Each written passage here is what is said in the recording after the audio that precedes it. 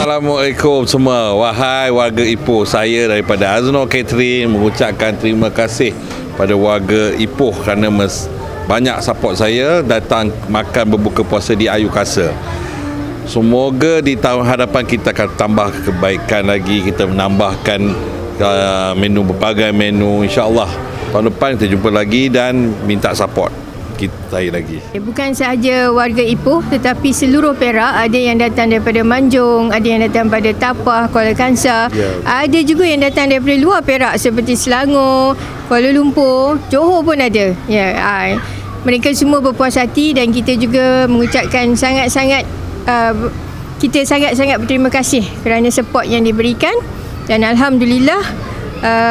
Rasanya buffet tahun ini juga agak berjaya dan kami juga berjaya mengutip dana untuk membina Gaza, membina Gaza semula. Di sepanjang bulan Ramadan ini, MyCare Perak berusaha untuk mendapatkan lebih banyak lagi dana untuk disalurkan kepada rakyat Palestin, insya-Allah. Menu yang killer di Azno Catering, especially siput sedut.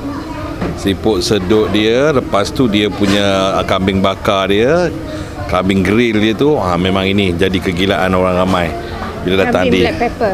Black pepper juga. Kami mengucapkan ribuan terima kasih kepada semua yang support kami. InsyaAllah kita akan sekiranya panjang umur, kita berjumpa di tahun hadapan, dan sekiranya rindukan masakan tim kami, bolehlah datang ke Dijerat di Kampung Tawas. Terima kasih. Assalamualaikum, selamat Hari Raya. Boleh cari Azno Catering TikTok, Facebook, untuk order untuk jamuan majlis resepsi ke, kita menerima semua orang kata majlis tersebut lagi, insyaAllah kita boleh laksanakan.